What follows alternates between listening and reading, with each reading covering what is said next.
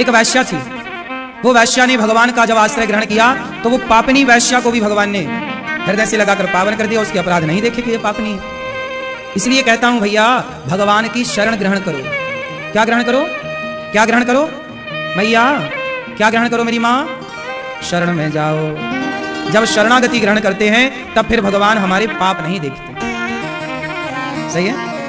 शरण नहीं गए तब तक तुम्हारे पाप गिने जाएंगे, तब तक तुम्हारा जन्म और मृत्यु का चक्र रहेगा। पर शरणागति हो गई फिर काहे के पाप? फिर पाप करना मत शरणागति के बाद, बस ये ध्यान रखना। ये बताओ कि विभीषण शरण में आए तो राम ने स्वीकार किया कि नहीं किया? अच्छा, विभीषण अच्छे आदमी थे कि बुरे आदमी थे? विभीषण बोलो बोलो, अच्छे नहीं थे। विभीषण बहुत अच्छे आदमी नहीं थे।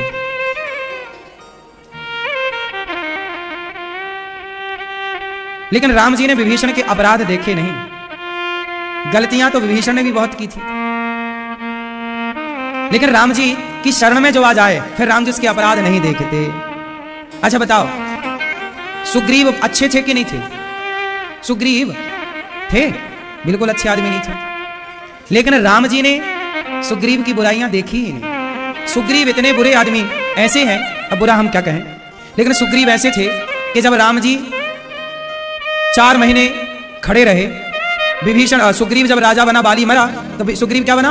राजा। जब राजा बना तो 4 महीने सुग्रीव ने राम से एक बार नहीं पूछा कि आपने पानी पिया कि नहीं, आपको भोजन मिला कि नहीं। राम की सुध भूल गए वो। तो फिर गुस्सा करके जब लक्ष्मण जी गए कि सुन सुग्रीव, जिस बाण से राम ने बाली को मारा है वो बाण अभी खत्म नहीं भये हैं, तब विभीषण डर के मारे दौड़ा दौड़ा आया।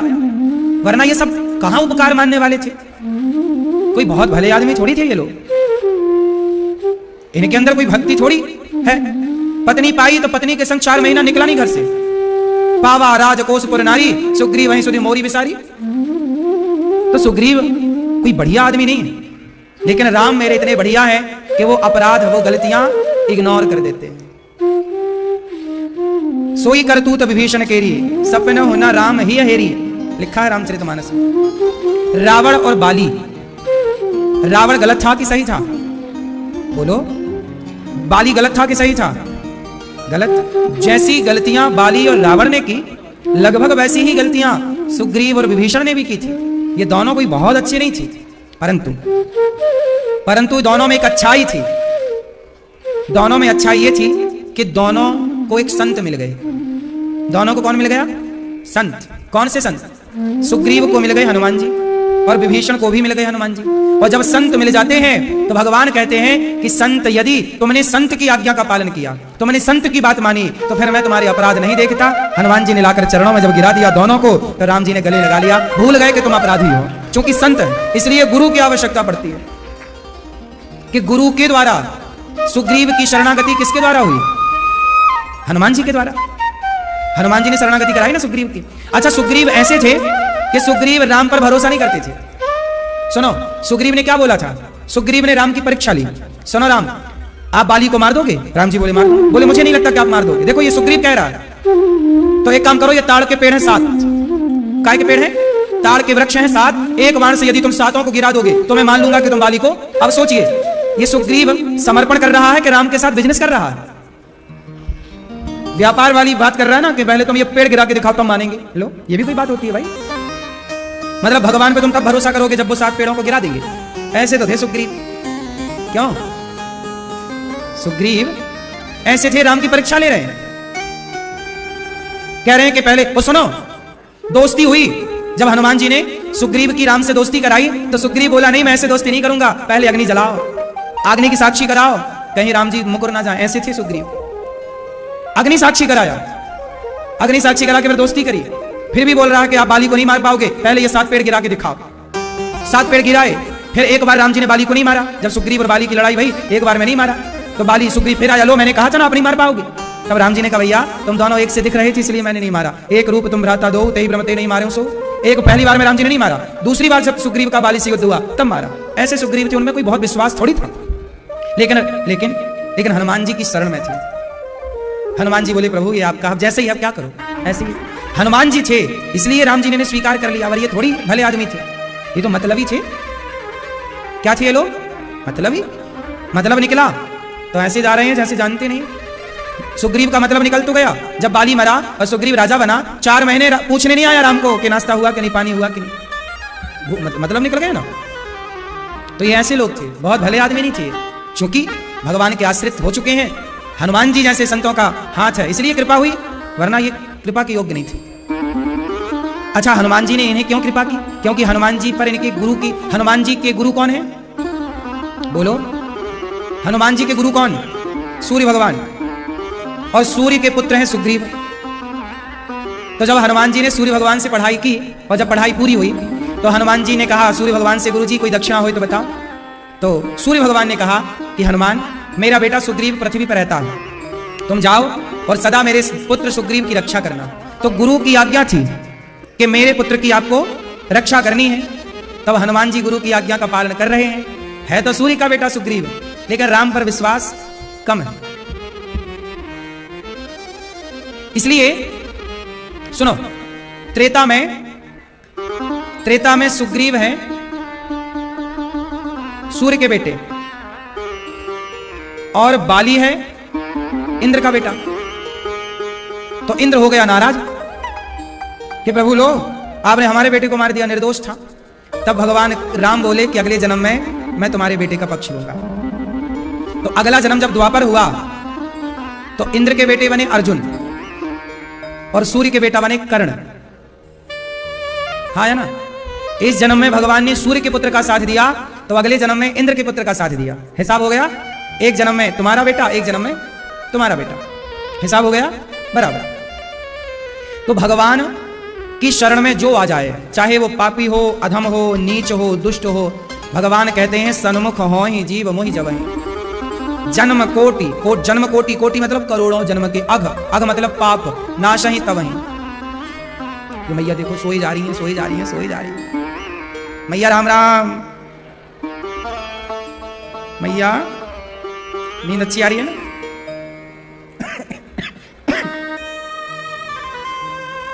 आधी रात तक प्रपंच करती हो और कथा में आके सोती हो।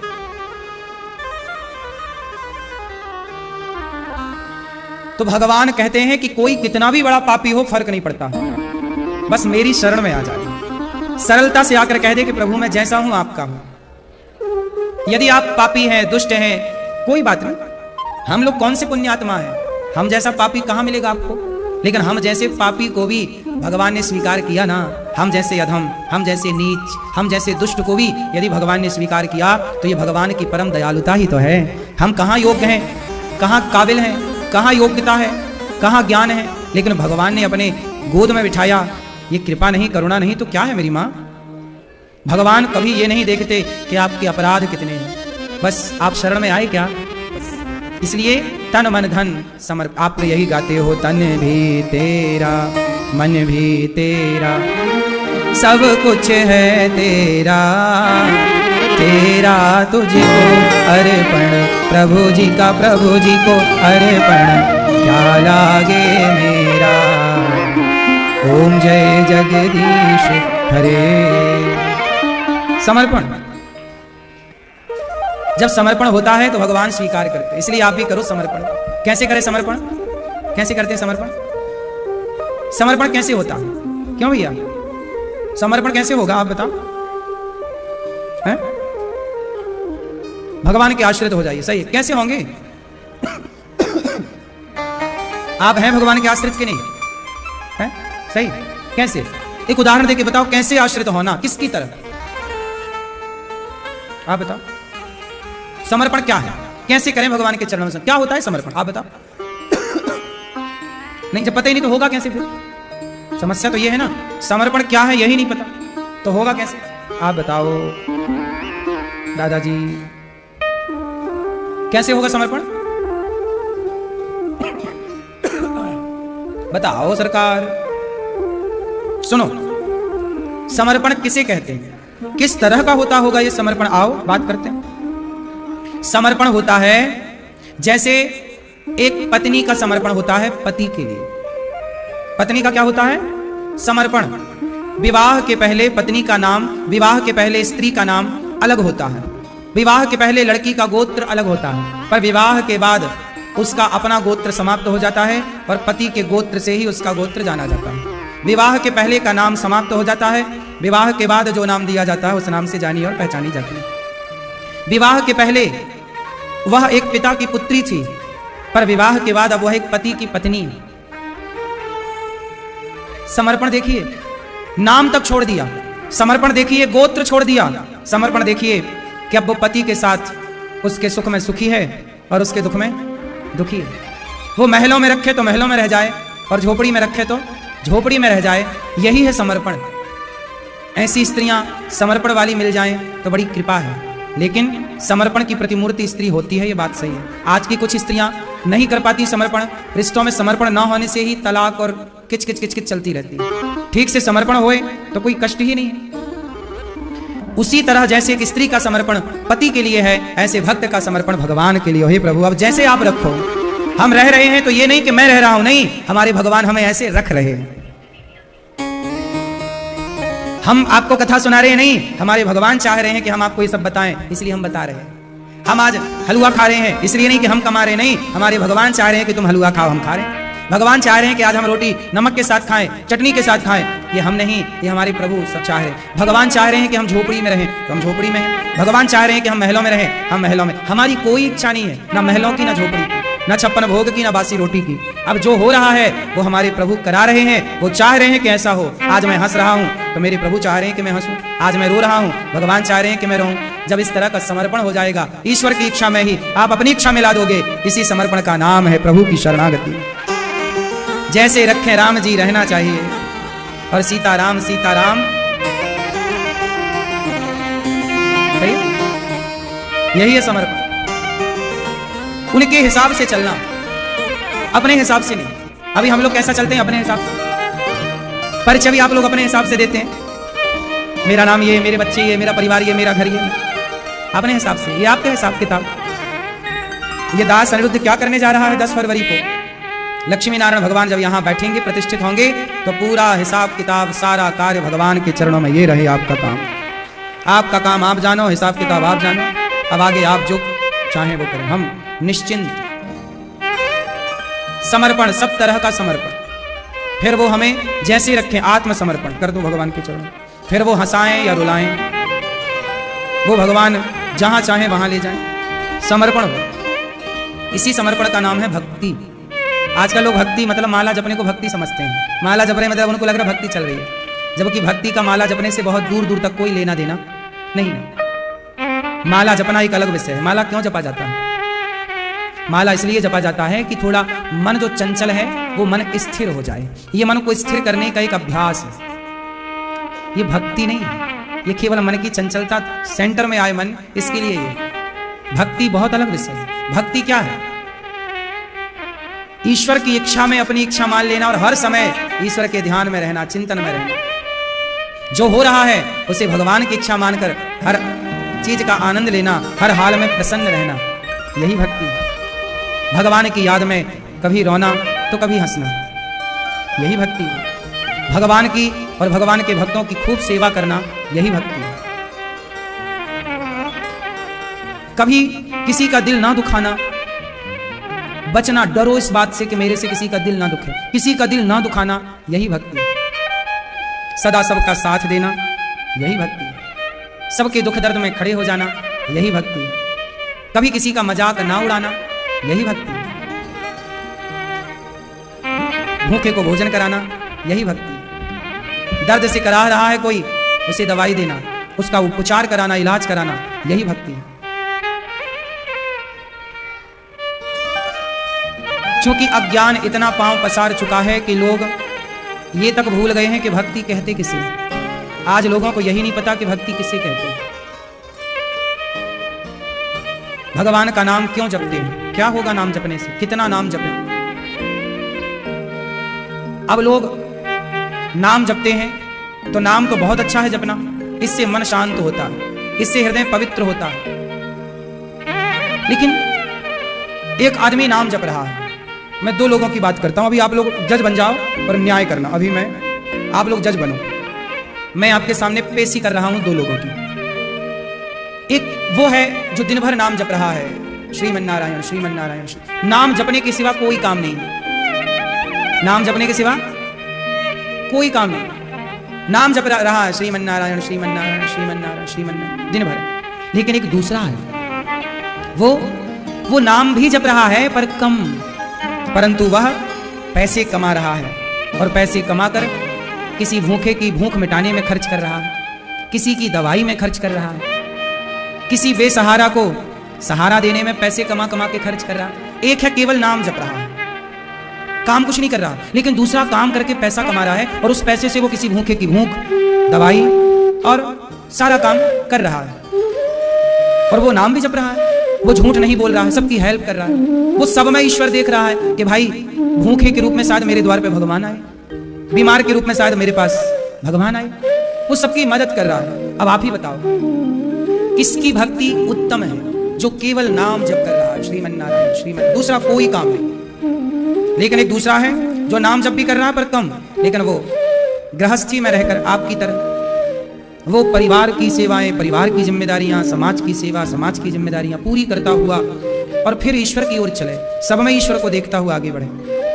बताओ क्या करना सही है? आप दोनों में से ज्यादा नंबर किसे देंगे? हाँ, जो केवल नाम जप रहा है। नाम जपने वाले का फायदा क्या है? नाम जपेगा तो केवल उसका फायदा होगा, आप नाम जपेंगे आपका कल्याण होगा, इसमें कोई डाउट नहीं। लेकिन मीराबाई ने क्या किया? पग घुंघरू बांध मीरा नाची रे। कहां नाची रे? वो तो गली गली हरि गुण गाने लगी। अब सवाल मीरा से है कि मीरा तुम कमरे के भीतर भी तो बैठकर राम राम जप सकती थी, कृष्ण कृष्ण जप सकती थी, लेकिन तुमने गली गली क्यों नाम गाया? मीराबाई ने कहा कि कमरे के भीतर बैठकर मैं ध्यान करूंगी तो सिर्फ मेरा उद्धार होगा, लेकिन मैं गली गली जब नाम जपूंगी, औरों को जपाऊंगी तो उनका भी उद्धार होगा, सबका कल्याण होगा। इसलिए मीराबाई ने नाम जपा। तो जो लोग अपना ध्यान में हैं वो अपना कल्याण करेंगे, औरों को नाम जपवा रहे हैं वो अपने साथ उनका भी उद्धार करेंगे। लेकिन एक बार नारद जी भगवान विष्णु के भगवान नारायण के पास गए। भगवान नारायण एक घर बना रहे थे, तो नारद जी ने कहा प्रभु ये घर किसके लिए है? तो कहा कि ये घर एक भक्त के लिए है। नारद जी को लगा सबसे बड़ा भक्त तो मैं हूं, मेरे से बड़ा भक्त कौन हो सकता है? अच्छा प्रभु ये मेरे लिए? भगवान बोले नहीं, तुम्हारे लिए नहीं, मेरा एक भक्त है तुमसे भी बड़ा। नारद जी बोले मेरे से बड़ा भक्त? मैं तो दिन भर आपका नाम जपता हूं, वीणा लिए क्या बोलते हैं नारद जी? श्रीमन्नारायण। दिन भर नारद जी नाम जपते हैं, मेरे से बड़ा कौन है? परिचय दो, मैं पता लगाऊंगा। भगवान ने बोला कि वो भक्त है। नारद जी ने पता लिया, गए तो वो एक किसान था, खेत जोत रहा था, बैल थे उसके खेत पर, खेत जोत रहा है। पत्नी आई खेत में रोटी अचार लेकर, पत्नी के संग बैठा है, पत्नी के साथ खेल रहा है, वो हंस रहा है, मुस्कुरा रहा है। नारद जी बोले हे भगवान मैं दिन भर नाम जप रहा हूं और ये किसान अपनी पत्नी के साथ ठिठोली कर रहा है। ये दिन भर में केवल वो जब किसान बैल चलाता था ना तो नाम जपता जाता था श्रीमन्नारायण श्रीमन्नारायण श्रीमन्नारायण। फिर वो आए, पत्नी आए तो पत्नी में लग जाए, बच्चे आए तो बच्चों में लग जाए, लेकिन जब उसे समय मिले तो वो काम करता हुआ याद कर ले श्रीमन्नारायण श्रीमन। नारद जी बोले हे भगवान मैं तो 24 घंटे याद करता हूं और ये केवल आधा घंटा याद करता होगा दिन भर में, या 1 घंटा मान लो, 24 घंटे में ये केवल 1 घंटा भगवान को याद करता और मैं 24 घंटे। गए नारद जी, प्रभु आप तो गलत कर रहे हैं, मैं आपका ज्यादा ध्यान कर रहा हूं, मैं बड़ा भक्त हूं। वो कैसे बड़ा हो गया? वो तो पत्नी से भी प्यार कर रहा है, वो तो बच्चों के साथ भी है।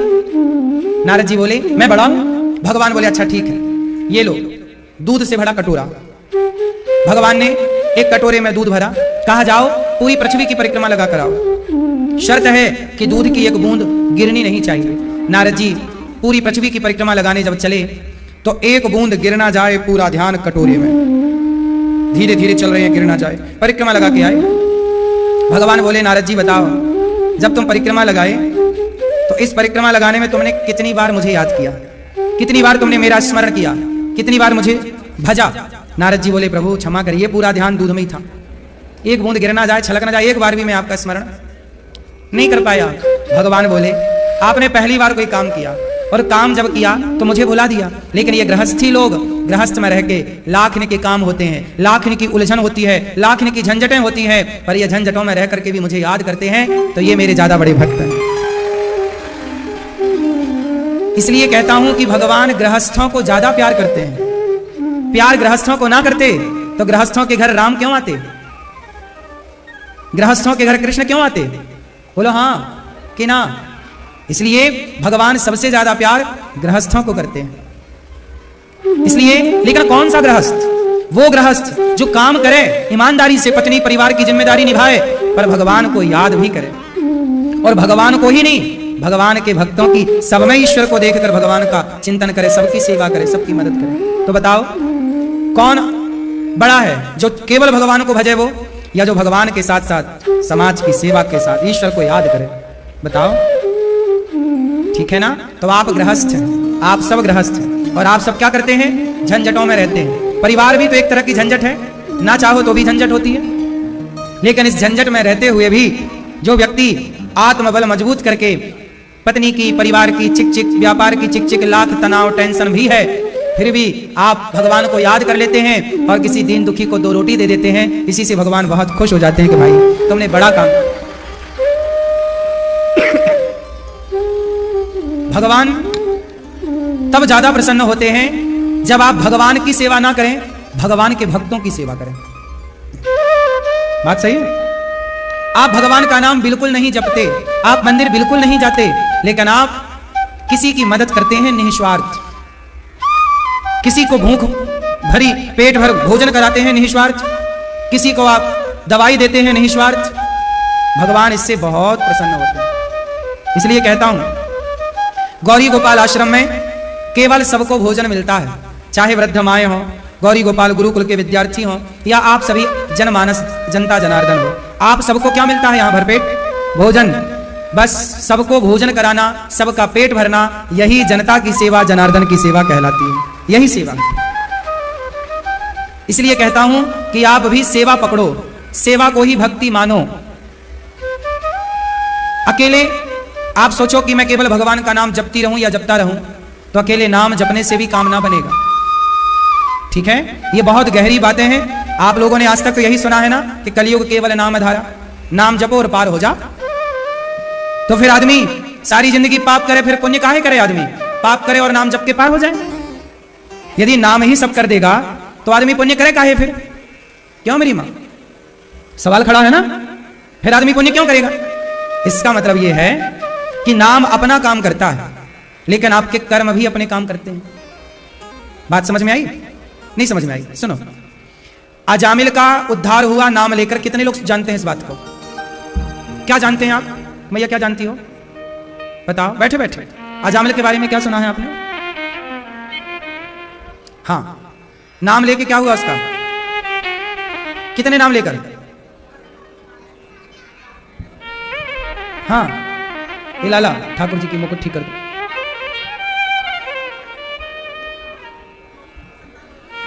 अजामिल ने मरते समय कितनी बार नाम लिया था? बोलो। एक बार नाम लिया और उसका उद्धार हो गया? बोलो हाँ या ना? इतना ही सुना है ना? जबकि ये सुना हुआ जो आपने सुना है ये आधा है। ये ज्ञान कितना है? इसके भरोसे न रहना। ये आधा ज्ञान सुन लिया आपने। अजामिल ने जब भगवान का नाम, बेटे का नाम बुलाया, उनका बेटा था नारायण, बुलाया बेटा नारायण, तो नारायण ने नहीं सुना, भगवान ने सुना और पार्षद आए। फिर पार्षद आए तो यमदूतों से कहा कि भाई मरते समय इन्होंने नाम लिया है, इसलिए इनका कल्याण होगा। ठीक है, यमदूत तो वहां से भाग गए, लेकिन पार्षदों ने अजामिल से कहा, एक अजामिल यहां, तुमने एक नाम लिया तो तुम्हें हमने नरक जाने से बचा लिया। यमदूत आए ही चलेंगे, नरक जाते, चलो नरक, लेकिन तुमने नाम ले लिया, बच गए ना। लेकिन अब क्या करो? अब जाओ, हम तुम्हें 12 वर्ष का समय और देते हैं। कितने समय? तुमने पाप ही पाप किया है, मरते समय एक नाम लिया, तो एक नाम लेने से तुम्हारा नरक जाने से ब्रेक हो गया। लेकिन अभी तुम्हें स्वर्ग तो मिल जाएगा, लेकिन अभी बहुत कुछ बाकी है जामिल, और तप चाहिए और जप चाहिए। जाओ पहले और जप और तप करो। तब अजामिल को यमदूतों ने वापस जीवन दिया, पार्षदों ने। जाओ 12 वर्ष, जब अजामिल की मृत्यु होने वाली थी उस समय अजामिल की उम्र थी 88 साल, 88। फिर 12 साल और मिला, तो 12 साल में अजामिल ने क्या किया? घर परिवार छोड़कर, केवल सब कुछ छोड़कर केवल श्रीमन नारायण के एक नाम जपा तो इतना हुआ, और नाम जपूंगा। तो उन्होंने खूब नाम जपा। 12 साल जब उन्होंने जप किया, त्याग किया, भगवान में ध्यान लगाया, तब जाकर अजामिल का फिर कल्याण हुआ। तो आप ये भरोसे ना बैठे रहना कि एक नाम में हो जाएगा। एक नाम में जितना हो पाएगा उतना होगा। उस एक नाम की भी अपनी बड़ी महिमा है। लेकिन आप ये मत सोच लेना कि ये ना तुम्हारे, चलो अजामिल के मुंह से तो मरते समय एक निकल भी गया, तुम्हारे मुंह से आखिरी में एक निकलेगा, इसकी क्या गारंटी है ये बताओ। अजामिल के मुंह से तो निकल ही गया बेटे के द्वारा, बेटे के बहाने से, तुम्हारे निकलेगा इसकी भी तो गारंटी नहीं है। इसलिए तुम अभी से लगो भगवान के नाम जप में और सेवा में, अभी से अच्छे काम में लग जाओ। झूठ कपट निंदा चुगली छल ईर्ष्या द्वेष साइड करो, किनारे त्यागो और लगो। अजामिल का जैसे उद्धार हुआ आपका भी होगा। तो इसलिए कहता हूं इतने सारे रिश्ते आप बनाते ही हैं एक भगवान से, क्योंकि भगवान नहीं देखते कि मेरे पाप कितने हैं, जब स्वीकार करते हैं तरीके से स्वीकार करते हैं। ओ मेरे गिनियो ना अपराध लाडली श्री राधे, लाडली श्री राधे, लाडली श्री राधे। हे माँ, यदि आप ही हमारे अपराध देखोगी तो फिर हमारे अपराध तो इतने हैं कि हमारा कभी उद्धार हो ही नहीं सकता। परंतु प्रार्थना हो मेरे गिनियो ना अपराध लाडली श्री राधे, हमारे अपराध ना गिनिएगा। और सच्ची बात यही है कि भगवान अपराध देखते ही नहीं, पर कब? जब समर्पण होगा। समर्पण कैसा होगा? जैसे एक पत्नी का समर्पण पति के लिए, ऐसे एक भक्त का समर्पण भगवान के लिए।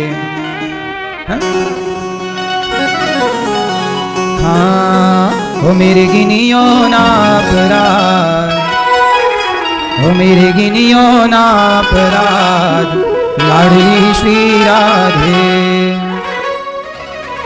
श्री राधे श्याम राधे, श्री राधे श्याम राधे। तो मेरे गिनियो ना अपराध लाडली श्री राधे।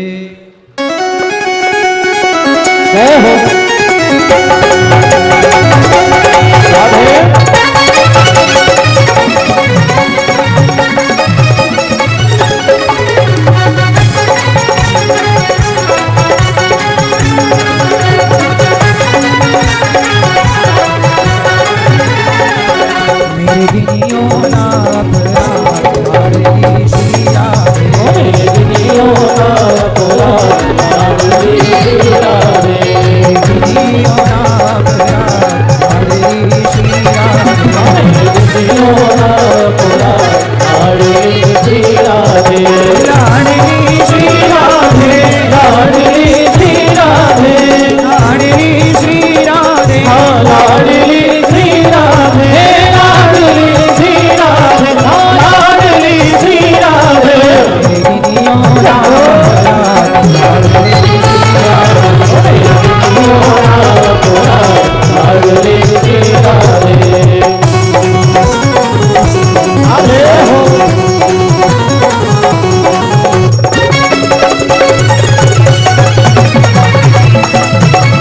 बहुत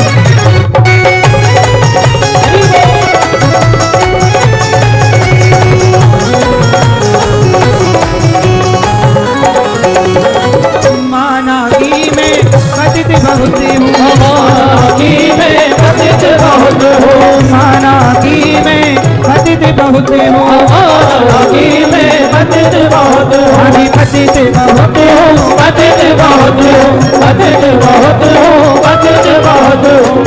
माना की मैं पतित बहुत हूँ, माना की मैं पतित बहुत हूँ। हे माँ, मैं बहुत बड़ा पापी हूँ। माना की मैं पतित बहुत हूँ, माना की मैं पतित बहुत हूँ। पतित पावन तेरो नाम लाडली श्री राधे, पतित पावन तेरो नाम लाडली श्री राधे, गिनियो ना अपराध लाडली श्री राधे, गिनियो ना अपराध लाडली श्री राधे। जय हो जय जय।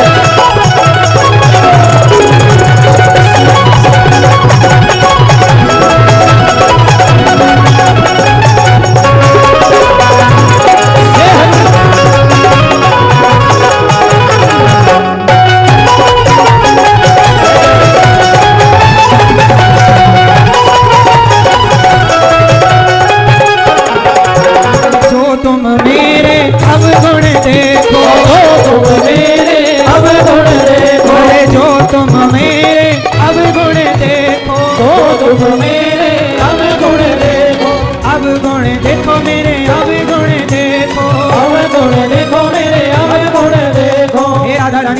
यदि आप मेरे अवगुण देखने बैठेंगी तो उनका नहीं है हिसाब, उनका इनका मेरे अवगुणों का कोई हिसाब बेहिसाब है।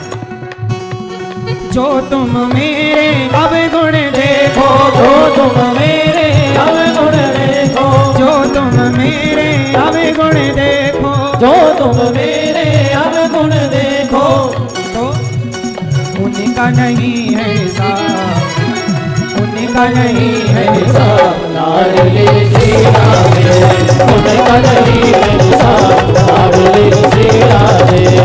जियो नाम राधे, जियो नाम राधे, लाडली श्री राधे।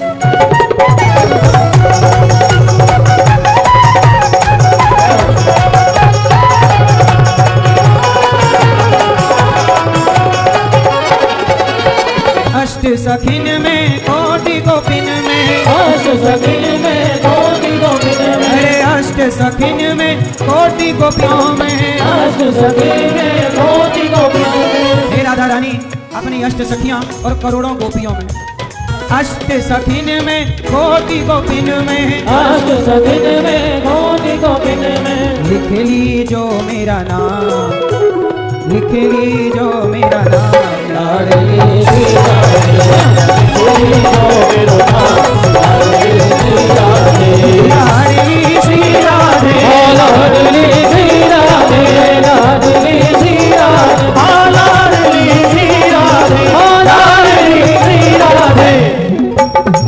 मेरे गिनिया, मेरे गिनिया, मेरे गिनिया नाप लाडली श्री राधे, लाडली श्री राधे, लाडली श्री राधे, मेरे गिनिया नाप लाडली श्री राधे, मेरे गिनिया नाप लाडली श्री राधे, लाडली श्री राधे, लाडली श्री राधे, लाडली श्री राधे, लाडली श्री राधे।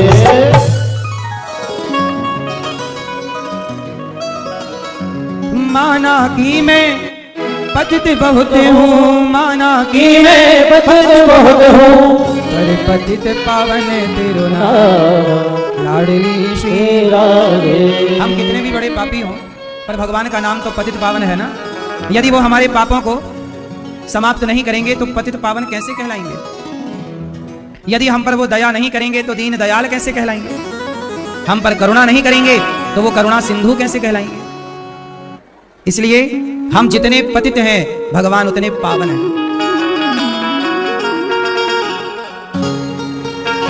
मेरे जैसा पतित नहीं और भगवान के जैसा कोई पावन नहीं।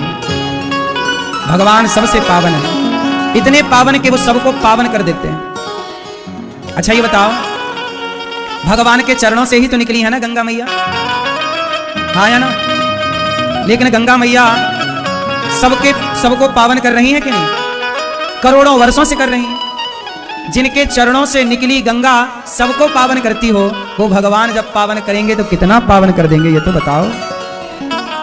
कि जिनके चरणों की गंगा सबको पावन कर रही, वो भगवान कितना पावन करेंगे सबको, हाँ या ना? तो भगवान बड़ी करुणामय है। छोटे से कन्हैया ने पूतना को मार दिया, करवट बदले शकटासुराया, शकटासुर को मार गिराया, तृणावर्ताया मार गिराया। भगवान का नामकरण संस्कार गर्गाचार्य जी ने किया।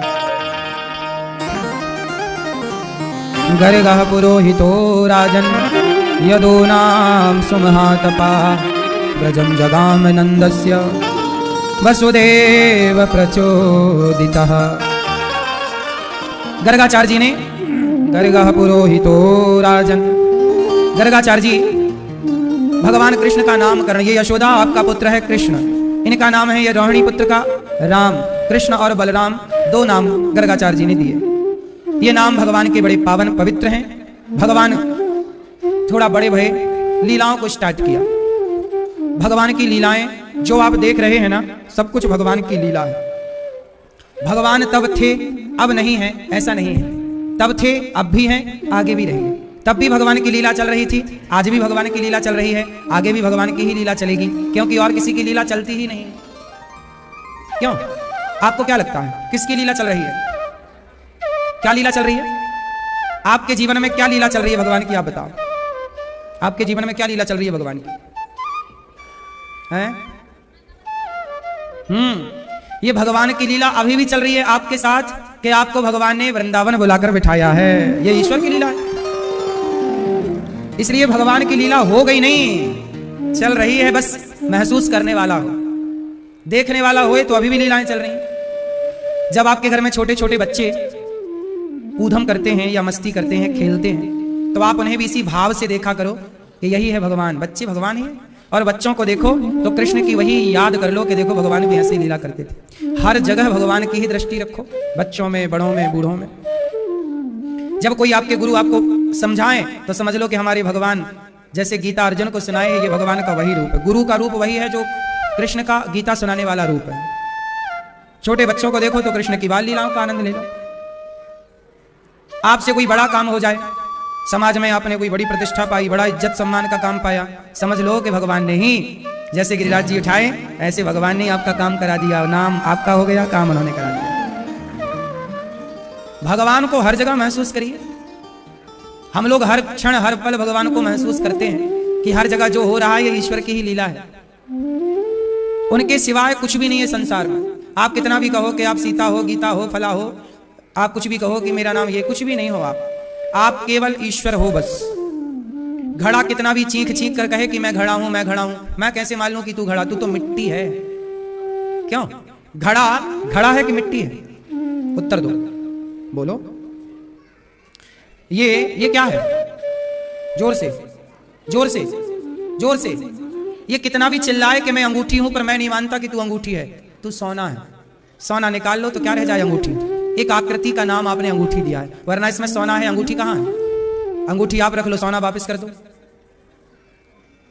बस यही है दृष्टि।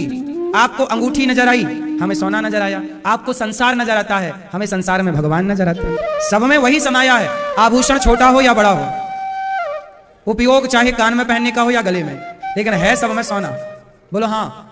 बस ये मैया कहती है कि मैं स्त्री हूं, फलाने की मां हूं, पत्नी हूं। तुम कुछ नहीं हो, तुम केवल ईश्वर हो बस। खाली वो निकल जाए तो तुम ना मम्मी रह जाओगी, ना पत्नी रह जाओगी, ना किसी की दादी रह जाओगी, ना मौसी रह जाओगी। यदि आज सब कुछ हो ना तो तब तक हो जब तक वो बैठा है भीतर। भीतर वाला भगवान बाहर आया तो ना तुम दादी बचोगी, ना तुम माँ बचोगी, ना तुम पत्नी बचोगी, रह जाओगी। बोलो हाँ कि ना। तो तुम्हारी सत्ता कब तक है? जब तक तुम्हारे भीतर ईश्वर है। ईश्वर मीन्स आत्मा। तो तुम्हारी तो कोई सत्ता ही नहीं है ना साहब। तुम कौन हो? तुम कितना भी चिल्लाओ कि मेरा नाम अनिरुद्धाचार्य है, मैं कहां का अनिरुद्धाचार्य? आत्मा निकल जाए तो माटी हूं। क्यों मेरी मां? आपकी सत्ता है ही नहीं, आपके रूप में वही बैठा है। अब इतनी सी बात समझ में नहीं आती तो लगता है कि भीड़ है, लेकिन इतनी समझ में आए तो समझ में आए कि नहीं, आप सबके रूप में वही एक परमात्मा सुन रहा है, वही एक ईश्वर देख रहा है, वही एक बोल रहा है, वही एक कार्य कर रहा है। अनेक रूप आपके हैं। तत्व की दृष्टि से एक है सब, व्यवहार की दृष्टि से सब अलग अलग है। ये कुत्ता है, ये बिल्ली है, ये स्त्री है, ये पुरुष है। कब?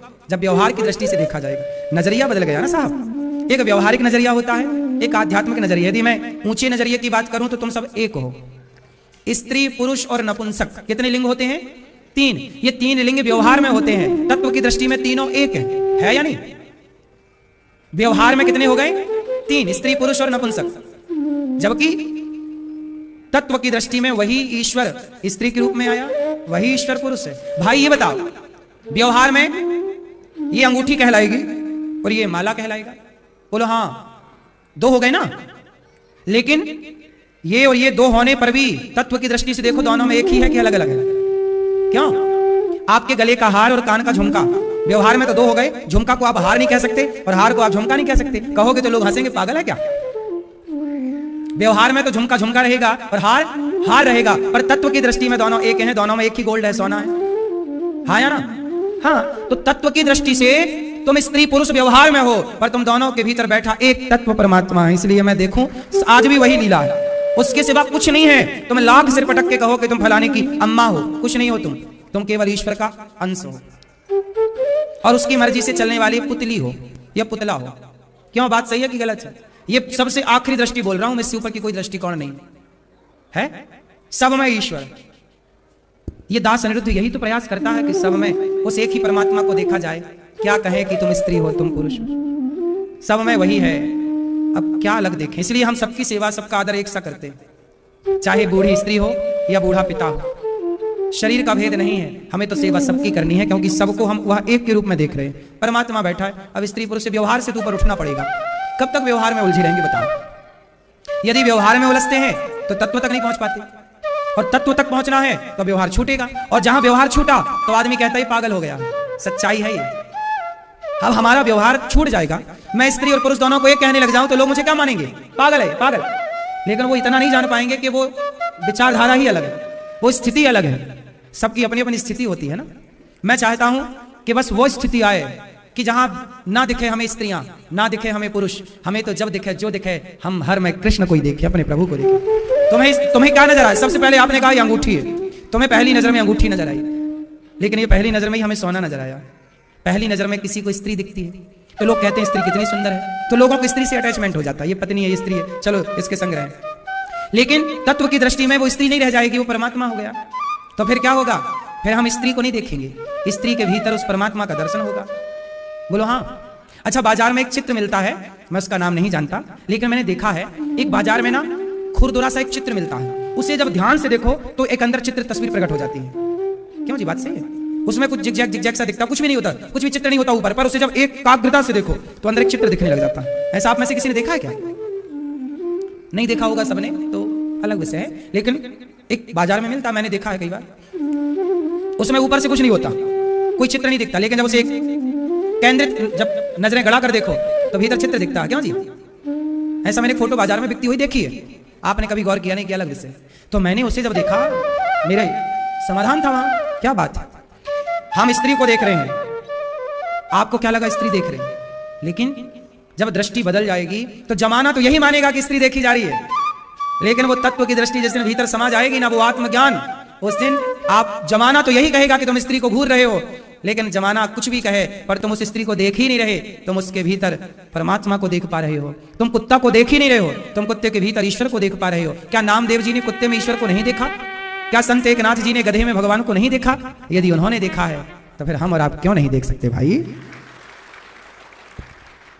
इस गहराई तक पहुंचना तो कठिन है। आप देखते तो हैं बाहरी शरीर, बाहरी दृष्टिकोण, इसलिए किसी से क्या कहना, कछु लेना ना देना, मगन रहना। बहुत देख लिया स्त्रियों को, बहुत देखा पुरुषों को, बहुत घूमा जमाना, बहुत संसार को देखा। अब बहुत देखने के बाद ना अब कुछ देखने का मन नहीं। अब तो बस जो हमारे भगवान हमारे संगे खेल खेल रहे हैं, हमें ढूंढो, हम छिपे हैं, ढूंढ लो, बैठे हैं सबके भीतर। इस स्थिति तक पहुंच जाना ही इस जीवन का की सार्थकता है। पहुंच जाओ तो सार्थक हो, नहीं तो फिर कोटि जन्म भटकते रहो, करोड़ों जन्म। बहुत बड़ा ज्ञान नहीं है, ज्ञान इतना सा ही है, सब में ईश्वर है सबको पता है, पर देख कहां पाए मेरी माँ। हम बात ना देखने की कर रहे हैं, प्रैक्टिकल की कर रहे हैं, कहीं कहीं बातें नहीं कह रहे हैं। एक तो कह लो और कह के आगे बढ़ो, सब में भगवान है भाई साहब, ये तो सबको पता है, इससे हमें इससे नहीं लेना देना, सब में ईश्वर है। हम कह के क्यों करें? कहने से क्या होगा? रोटी रोटी रोटी रोटी कहने से थोड़ी भूख मिट जाएगी, खाना पड़ेगा भाई साहब। रोटी रोटी, पानी, प्यास लगी है, चलो जपो पानी पानी पानी पानी पानी पानी पानी पानी पानी पानी पानी पानी पानी। तो क्या पानी पानी जपने से प्यास बुझ जाएगी? सब में भगवान है, सब में भगवान है, सब में भगवान है, सब में भगवान है, सब में भगवान है, जपने से क्या होगा? रटना लगाने से क्या होगा? सब में भगवान है, सब में भगवान है, क्या होगा इससे? देखो, सब में देखने से होगा, है ना मेरी माँ। आप लोग जीते हैं जिंदगी व्यवहार की, कि व्यवहार में ये स्त्री, ये पुरुष, ये कुत्ता, ये बिल्ली, ये सब व्यवहार। हम कह रहे हैं व्यवहार बहुत हो गया, थोड़ा ऊपर उठो, अब तत्व की, परम तत्व की दृष्टि से देखो। जब उस परम तत्व की दृष्टि से देखोगे तुम्हें सब जगह एक ही नजर आएगा, और वो जब एक नजर आया, तुलसीदास जी ने लिखा, सिया राम मैं सब जग जानी। मंदिर में भगवान दिखें ये बड़ी बात नहीं है, सब में भगवान दिखें ये बहुत बड़ी बात है। पत्थर में भगवान दिखें बड़ी बात नहीं है, माता पिता में भगवान दिखें बहुत बड़ी बात है ना। आज हम लोग भगवान को कहां देख रहे हैं? मंदिरों में, पत्थर में तलाश रहे हैं, वहां भी नहीं मिल पा रहा। ठीक ठीक, लेकिन हमने कभी अपनी मां में ईश्वर की तलाश की ही नहीं, पिता में ईश्वर की तलाश नहीं की, प्रत्येक प्राणी में ईश्वर को नहीं तलाशा, दीन दुखियों में ईश्वर को नहीं तलाशा। ये दास अनिरुद्ध ने तो तलाश लिया, इसलिए तो वृद्ध माओं के पांव दबाकर आनंद लेता हूं। मुझे लगता है ये नारायण की सेवा है, यही सेवा है। मैं केवल कह नहीं रहा हूं, मत समझना कि हम केवल उपदेश कर रहे हैं।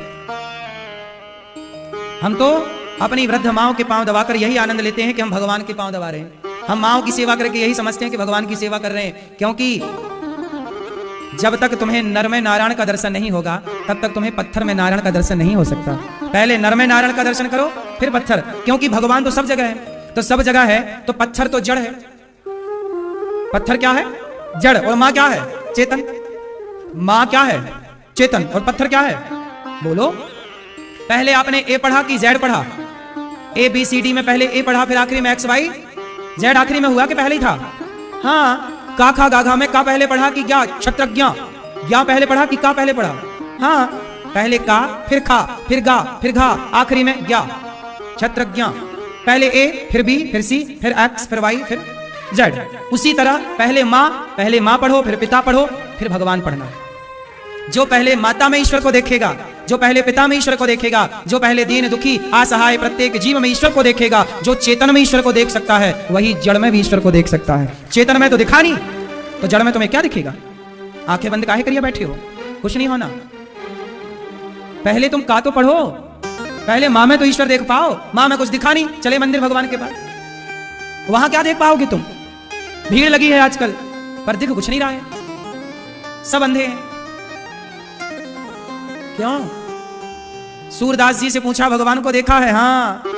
भगवान को देखना है तो सूरदास की आंधी अंधी आंखें चाहिए, तब परमात्मा को देखा जाए। इन आंखों से थोड़ी, इन आंखों से तो तुम्हें पत्थर दिखता है। सच कहो, क्यों? तुमने कभी इन आंखों को सिखाया ही नहीं, ट्रेनिंग दी ही नहीं ईश्वर को देखने की। जिस मूर्ति को इंसान ने बनाया उसके पास गए कि यही भगवान है, पर जिसको ईश्वर ने बनाया है, मूर्तियां इंसानों ने बनाई हैं, पर आपकी मां को, आपके पिता को, आपको किसने बनाया है? बोलो। भगवान ने बनाया आपको। भगवान के बनाए लोगों से तुम करते हो नफरत, भगवान के बनाए लोगों से करते हो ईर्ष्या, भगवान के बनाए लोगों से तुम करते हो ग्लानि, और इंसान की बनाई मूर्ति को भगवान कहते हो। क्यों मेरी मां? हम ये नहीं कहते कि पत्थर में ईश्वर नहीं है ना? भगवान सब जगह है, तो पत्थर भी तो सब जगह में ही है, सब जगह से बाहर थोड़ी कोई पत्थर है। हम वो सनातनी हैं कि सोचो हमारी श्रद्धाएं कितनी उच्च कोटि की थी कि हमने पत्थर को भी ईश्वर कहा है। कहा नहीं, देखा है। प्रहलाद के लिए पत्थर से भगवान निकले, लेकिन तब जब प्रहलाद ने पहले अपने सब में ईश्वर को देखा, जब सब में प्रहलाद ईश्वर देखते हैं, तो सब में जब ईश्वर है तो फिर इस खंबे में भी ईश्वर है, फिर इसमें भी ईश्वर है। तो ये तो आखिरी स्थिति है ना। मंदिर में भगवान है, ये अंतिम स्थिति है। तुम पहला पड़ाव पार किए नहीं, काखा गाघा पढ़ा नहीं, ABCD पढ़ी नहीं, सीधा जेड पे चले गए। मंदिर अंतिम पड़ाव है, हाँ या ना? पहला है मां, दूसरा है पिता, मातृ देवो भव, पितृ देवो भव, तीसरा अतिथि देवो भव। पहले माता में भगवान को देखने का अभ्यास करो।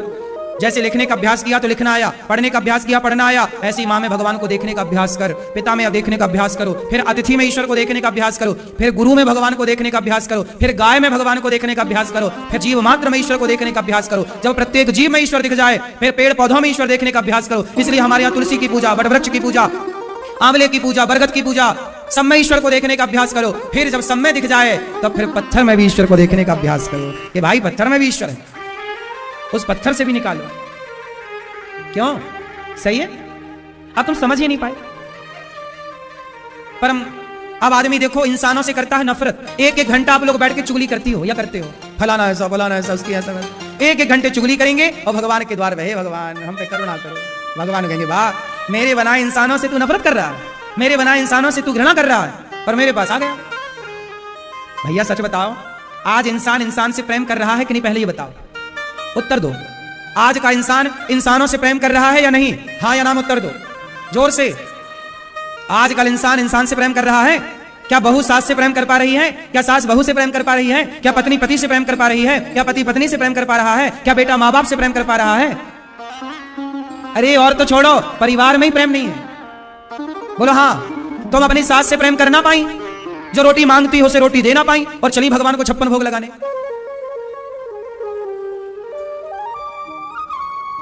इंसानों से तो प्रेम कर लो पहले। सास को तो पेट भर रोटी खवा दो पहले, फिर मूर्ति को रोटी खवाने जाना। बात सही है? आज ना बस पता नहीं तुमने भक्ति की परिभाषा कब बदल दी, कब कुछ और भक्ति बन गई पता नहीं। सही है ना मेरी माँ? हर बहू अपनी सास को भगवान मान ले, हर सास अपनी बहू को बेटी मान ले कि ये भगवान के रूप में ही मेरी बेटी बनकर भगवान ही आए हैं। हर पत्नी अपने पति को भगवान मान ले, हर पति अपनी पत्नी को ईश्वर मान ले, तो फिर झंझट कहां है? बोलो, तुम्हारा घर क्या है? मंदिर है, लेकिन वो मंदिर सा रहा कहां? क्यों मेरी मां? इंसानों से प्रेम हो नहीं रहा है और पूजा चल रही है। ठीक है भाई, हम ये बिल्कुल नहीं कहते कि मंदिर नहीं जाओ। क्यों नहीं जाओगे मंदिर? मंदिर आखिरी पड़ाव है। सही किस किस को बात समझ में आ रही है? नहीं आ रही है? आ रही है आपको? क्यों भैया, आपको क्या समझ में आया? क्या? पहले इंसानों से प्रेम करो, इंसानों की मदद करो, फिर मंदिर चलेंगे। बात सही है? हाँ। इंसान बन न पाया भगवान ढूंढता है। तो भगवान श्री कृष्ण आज भी लीला कर रहे हैं, तब भी लीला थी, आज भी है, आगे भी रहेगी। भगवान ने तृणावर्त को मारा, भगवान का अब थोड़ी लीला चालू हुई। मटकी फोड़ रहे हैं, चोरी कर रहे हैं। चोरी, भगवान चोरी कैसे कर सकते हैं? चोरी नहीं है, ये लीला है, बच्चों की बाल लीला है ना। बच्चे बने तो बच्चे जो करते हैं वो लीला है, छोटे छोटे बच्चे। भगवान भी लीला कर रहे हैं। कौन सी लीला? वत्सान मुंचन क्वचित समय, गोपियों के बछड़े खोल देना, गोपियों के ग्वालों घर में जाके माखन निकाल लेना। क्या है? कौन सी लीला है? मैं आपके घर जाऊं और आपके घर में मक्खन निकाल के खा लूं, आपकी मिठाई खा जाऊं, आपके लड्डू खा जाऊं। क्या है? भगवान कहते हैं कि माखन उन्हें दीजिए जिनको माखन की जरूरत है। ठीक है? भगवान कहते हैं मक्खन तुम अपने बच्चों को खवाओ। अब मक्खन आप लोग बच्चों को खवाते नहीं, पिज्जा बर्गर खवाते हो, बच्चे पड़ जाते हैं कमजोर। भगवान कहते हैं माखन खाओ, दूध पियो, छाछ पियो, लस्सी पियो। ग्वाल वालों के घर में, भगवान गोपियों के घर में ग्वाल वालों की टीम बनाते हैं, छींके पे से मक्खन निकालते, सारा मक्खन खा जाते हैं। गोपियां शिकायत करती हैं, अरे मैया तेरे लाला ने चोरी करी। मैया यशोदा वाली चोरे लाला, तेने माखन चोरी करी ना? मैया मैंने कछु ना चुरायो। लाला तेरे ब्याह ना है सके गो लाला। अरे मैया तेरे ब्याह ना होएगो, मैया मैंने चोरी ना करी। तो फिर गोपी शिकायत क्या कर रही है? अरे मैया ये सारे बछड़ों का दूध, मतलब सारा बछड़ों के हक का दूध गैया का पूरा निकालती है, बछड़ों को दूध पिलाती नहीं है, सारा बेच देती है। तो मैं बछड़ों को खोल देता हूँ कि बछड़ों का दूध तो बछड़ों को मिले, पूरा तो ना दो, कुछ तो भैया गैया का बछड़ा और बछिया पिए। अरे मैया आ समय में क्रोध संजात, हाँ शाम गुस्सा करे, हमें देख के ही करके हंसता तेरा कन्हैया। कन्हैया बड़ी लीला करते हैं, कभी बछड़ा खोल देते हैं, कभी ग्वाल वालों के साथ जाके माखन चोरी कर लेते हैं। गोपियां जाती हैं तो गुलेल से मटकी तोड़ देते हैं। गोपियां शिकायत पे शिकायत करती हैं। मैया बोली जब तक हमारे लाला को रंगे हाथों ना पकड़ोगी तब तक हम तुम सबन की बातों को भरोसा ना करेंगे। भगवान श्री कृष्ण ने एक दिन मिट्टी खाई। मैया बोली चौरे लाला तेने माटी खाई है ना? मैया मुंह खोल। इतना सा मुंह खोला, पूरा ब्रह्मांड नजर आया इतने से मुंह में। भगवान ने मैया को सब दिखाया, फिर मैया सब भूल गई। भगवान पूरा ब्रह्मांड अपने मुंह में रखते हैं। देखो पूरा ब्रह्मांड। ये कृष्ण कौन है? सामान्य नहीं है, भगवान है। भगवान के सिवा कोई है ही नहीं। माँ यशोदा ने, परीक्षित जी ने कहा गुरुदेव एक बात बताओ कि आखिर माता यशोदा ने कौन सा पुण्य किया कि कृष्ण उनके बेटा बने? तब बताए कि सुनो, माता यशोदा ने बड़ा पुण्य किया है। कौन सा पुण्य किया है? माता यशोदा ने पुण्य किया है, इन्होंने संतों की खूब सेवा की और संतों की सेवा इतनी की कि संतों ने प्रसन्न होकर कहा देवी तुमने साधुओं को पेट भर भोजन कराया, इतनी सदा सेवा की। एक दिन क्या हुआ कि यशोदा माँ जंगल की लकड़ियां बेचा करती थी, जो पैसा मिल जाए उससे द्वार पे आए साधु की सेवा करती। एक दिन भगवान साधु बनकर आ गए। भगवान ने कहा भिक्षाम देही। माता यशोदा के घर पे उस दिन अन्न का दाना नहीं था, अन्न नहीं था। संतों से कहा महाराज बैठो, हम आपके लिए भोजन की व्यवस्था करती हैं। संत बैठे, मैया बाजार में घूम रही है, भैया थोड़ा पैसे उधार दे दो, संत आए हैं कुछ बनाओ। लोगों ने मना कर दिया, सबने मना किया। पर एक सेठ थे, उन्होंने कहा मैं पैसे तो दूंगा पर बदले में तुम्हें कुछ देना पड़ेगा। धरा बोली कि मैं क्या दूं? कहा कि तुम बहुत सुंदर हो, तुम अपने स्तन हमें दे दो। मतलब वो आदमी नियत का खोटा था और माता धरा से कह रहा कि तुम अपने स्तन हमें दे दो। माता धरा बोली कि तुम्हें मेरे स्तन चाहिए। गलत भाव से वो माता धरा को देखने लगा। यदि नहीं देती माता स्तन तो फिर वो पैसा नहीं देगा और संत भूखे रहेंगे। तब माता धरा ने कहा कि ठीक है, तुझे मेरे स्तन चाहिए? हाँ हाँ। माता धरा ने अपने स्तनों को काट दिया चाकू से, काट कर मांस का टुकड़ा उसके हाथों में रखा। तुझे मेरे स्तन चाहिए थे, ये मांस का टुकड़ा ही तो चाहिए, ये ले। अब वो आदमी तो बिल्कुल अवाक रह गया, क्या जवाब दे। पैसे माने उतने ही लिए जितनी जरूरत थी, बाजार से सामान खरीदा, संतों के लिए रोटी बनाई और संतों को बढ़िया प्रेम से भोग लगाया। पर सोचिए, छाती कटी हुई है, खून की धार गिर रही है। संतों ने कहा कि माता, ये आपके शरीर से रक्त कैसा? महाराज आप प्रसाद पाओ। नहीं माँ, पहले तुम बताओ कि ये खून कैसा? तब माता धरा ने कहा कि महाराज, आप जब हमारे द्वार पर आए तो अन्न का दाना नहीं था, हमने भिक्षा मांगी सबसे कि भैया थोड़ा थोड़ा दे दो, पर भिक्षा भी आजकल कौन देता? बोले हमें पैसे कुछ गिरवी रखो तो उधार देंगे। हमने कहा कि हम जंगल की लकड़ी बेचकर तुम्हारा पाई पाई चुका देंगे, पर उसने कहा कि नहीं, तुम्हें तो स्तन देने ही पड़ेंगे। जब हमारे स्तन मांगे तो महाराज हमें लगा कि शरीर का टुकड़ा मांग रहा है स्तन, ये मांस का ही तो एक टुकड़ा है, तो मैंने काट कर दे दिया। तब संत तो थे ही नहीं, वो भगवान प्रकट हो गए। माता, आपने हमारी सेवा के लिए, हमारा पेट भरने के लिए अपने स्तनों को काट दिया। भगवान ने मां पर कृपा दृष्टि डाली, उनका घाव भरा और भगवान स्वयं प्रकट हो गए संतों के रूप से। कहा माता, आपने संतों की सेवा की है, संतों के लिए आपने भिक्षा मांगी है, संतों के लिए भीख मांगा और आपने स्तनों को भी काटा। अगले जन्म में हम आपका बेटा बनकर, आपका दूध पीकर, आपके इस जन्म के बलिदान का ऋण चुकाने अगले जन्म में आए। जब आप सेवा करते हो, अन्नदान करते हो, तो आपके ऋणी भगवान हो जाते हैं। और वो ऋण कौन चुकाता है? आप दान करते हो ना, आपके दान का फल कौन देता है आपको? इंसान थोड़ी देता, सारे कर्मों का फल भगवान। इसलिए कहता हूं मेरी मां, जब आप किसी का साधु सेवक, भगवान इसको सबसे अच्छी सेवा क्या लगती है? भगवान खुश कैसे होते हैं? जब आप किसी की सेवा करते हैं। और सेवा कौन सी? सबसे बड़ी सेवा है भोजन की सेवा। क्यों जी? माता धरा क्या करती है? जंगल की लकड़ी बेचकर पैसा कमाती है और पैसे से क्या करती है? द्वार पे कोई साधु संत आए तो पेट भर बनाकर भोजन कराती है, बस यही काम था। ना कोई पूजा, ना कोई पाठ, ना कोई जप, ना कोई तप, केवल सेवा।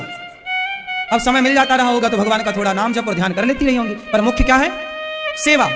ये देखो, सेवा करने से एक सामान्य स्त्री जिन्हें कोई नहीं जानता, वो स्त्री यशोदा बनकर जगत के पालनहार को दूध पिलाकर उनका पेट भर रही है, जो सबका पेट भरने वाले भगवान है। सामान्य नारी को यशोदा बनने का सौभाग्य मिला, किसके बल पर? सेवा के बल पर। इसलिए कहता हूं, आप भी एक सेवा ले लो अपने हाथ में। सेवा कोई भी हो सकती है, चाहे किसी गौरी गोपाल आश्रम में जो हजारों साधु आते हैं, फुटपाथ पर सोने वाले हजारों संतों को, दीन दुखियों को, जरूरतमंदों को जो भोजन बढ़ता है, आप भी एक दिन की सेवा ले लो। एक साधु की सेवा ले लो कि भाई हम 12 महीने एक एक साधु की सेवा कराएंगे, हर महीने हमारी तरफ से एक दिन अन्न क्षेत्र बटेगा, एक दिन की सेवा आपकी ओर से एक दिन की रोटी बटेगी। ये सेवा है, सेवा ले लो। या तो आप सेवा ले लो कि गौरी गोपाल गुरुकुल में जो बच्चे हैं उन्हें हम भोजन कराएंगे, ये सेवा हम लेंगे। या तो 290 वृद्ध माएं हैं, इनकी सेवा ले लो। या तो आप गौरी गोपाल गौशाला में गाय को चारा की सेवा ले लो कि चारा हमारी तरफ से गाय खाएगी, जितना भी चारा आएगा, 1 गाय, 10 गाय या 100 गाय, यहाँ 500 के लगभग, 525 के लगभग गौवंश है। आप सेवा ले लो। अभी लक्ष्मी नारायण भगवान यहाँ प्रतिष्ठित होंगे तो आप भगवान की कपड़ों की सेवा ले सकते हैं कि राम दरबार को, राधा कृष्ण भगवान को, लक्ष्मी नारायण भगवान को, हमारी ओर से भगवान को कपड़ों की सेवा होगी, भगवान जी को हम कपड़े पहनाएंगे। सेवा है ये भी। आप भगवान की सेवा, आप भगवान को भोग की सेवा ले लो कि भाई भगवान जी को भोग हमारी ओर से होगा। सेवाएं हैं। वस्त्र की सेवा है, भगवान को वस्त्र पहनाने की। ये बंदर है, गौरी गोपाल आश्रम में ये दास अनिरुद्ध इन बंदरों की सेवा करता है। रोज सवेरे बंदरों को चना, बंदरों को केला। आप भी सेवा कर लो कि आप भी इन बंदरों को चने की सेवा करेंगे, आप भी इन बंदरों को बढ़िया केला देंगे, चने देंगे। आप भी सेवा करो, बंदरों की सेवा करो। जब सेवा आप करते हैं ना, ये देखो ये बंदर है, ये तो कुछ बोल नहीं सकते, ये तो कुछ मांग नहीं सकते, ये तो कुछ कर नहीं सकते, लेकिन जब आप इन्हें देते हैं ना तो ये कौन तृप्त हो रहा है? बोलो। ये आपकी ओर से बच्चों को, इनको बंदरों को केला बांटा जाए, बंदरों को चने बांटा जाए तो कौन तृप्त हो रहा है? ये बंदर तृप्त नहीं हो रहे हैं। सब हमें बताया ना कि सब में ईश्वर है, तो ये बंदर तृप्त होंगे तो भगवान ही तो तृप्त होंगे ना मेरी माँ। और ये दास अनिरुद्ध, ये नित्य की सेवाएं हैं। ये सेवा आप ले लो, एक सेवा हमारी ओर से ये सेवा। सेवा तो सेवा है, कोई भी सेवा ले लो। बंदरों को केला की सेवा, बंदरों को रोटी की सेवा, बंदरों को चने की सेवा। सैकड़ों बंदर रोज आते हैं, देखो बंदर पेट भर खा रहे हैं। क्या इनकी दुआएं, इनका आशीर्वाद ना मिल रहा होगा? आपको क्या लगता है ये सब धाम में, वृंदावन में जो ये बंदर इत्यादि हैं, ये सब कौन है? ये सब भगवान के ही तो सेना है, भगवान की तो है। वर्षों से यहाँ पे गौरी गोपाल आश्रम में बंदरों की सेवा, जब से मैं वृंदावन आया जब से यहाँ अन्न क्षेत्र की रसोई की सेवा स्टार्ट हुई, तब से मुझे लगा कि केवल रसोई में इंसान मनुष्य ही नहीं, वृंदावन के बंदरों को भगवान ने सेवा की, तो हम भी बंदरों की सेवा, तब से ये चल रही है सेवा। इस सेवा को भी लगभग 5 वर्ष होने को आए, ये बंदरों की सेवा। तो सेवा है, एक कोई सेवा पकड़ लो। सेवा छोटी नहीं होती मेरी माँ। गायों को रोटी देने की सेवा कर लो कि भाई हम गायों को नित्य रोटी देंगे, हम गायों की सेवा करेंगे। गौरी गोपाल गौशाला की गाय को रोटी, चारा, भूसा, खली, चोकर, दाना, सेवा है। एक सेवा पकड़ लो बस। जो सेवा पकड़ा है, जो सेवा को पकड़ता है, भगवान उसे पकड़ लेते हैं। नियम बनाओ कि आपके कमाई का, आपके घर का कुछ हिस्सा किसी ना किसी सेवा में लगना ही चाहिए।